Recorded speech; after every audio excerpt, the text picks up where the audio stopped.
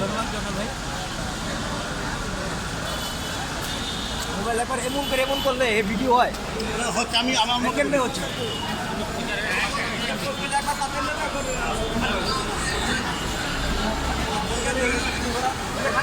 আপনি ও জায়গায় দাঁড়ায় পড়েন তো, আমি নিই কথা নিই।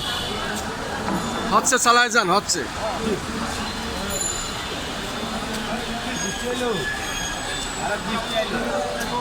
আমাদের আজকের যে 5 দিনের স্বাধীন পরিস্থিতি এবং ধন্যবাদ জানাই ভাই। বিগত 5 দিন আমরা এখানে অতিবাহিত করেছি।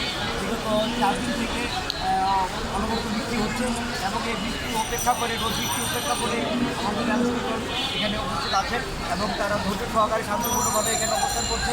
আমরা কোনো প্রকার জনগণের কোনো কারণ যাতে না হয়, জনগণের যাতে দুর্ভোগ না হয় সেই দিকটা খেয়াল রেখে আমরা এখানে সকলে আছি এবং শান্তিপূর্ণভাবে অবস্থান করছি। আজকে আমাদের মন্ত্রী মহোদয়ের সাথে একটা সাক্ষাতের সম্ভাবনা রয়েছে। আপনার সাথে দেখা হবে ইনশাআল্লাহ। আশা করছি আমরা দেখতে পাচ্ছি জাতীয় প্রেস ক্লাবের সামনে এই বৃষ্টির মধ্যেও এলএসপি যে সমন্বয় পরিষদ, তারা এখানে তাদের দাবি আদায়ের লক্ষ্যে বৃষ্টির মধ্যেও তারা মানববন্ধন করে যাচ্ছেন।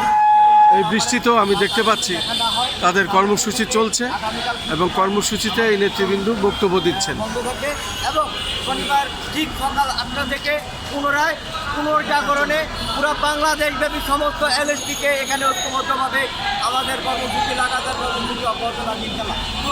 এলএসপি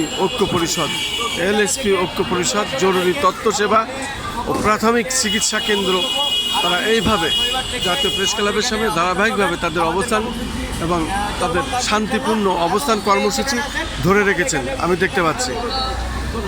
ধন্যবাদ জামান ভাইকে। আমি এখন জানতে চাইবো আমাদের কথা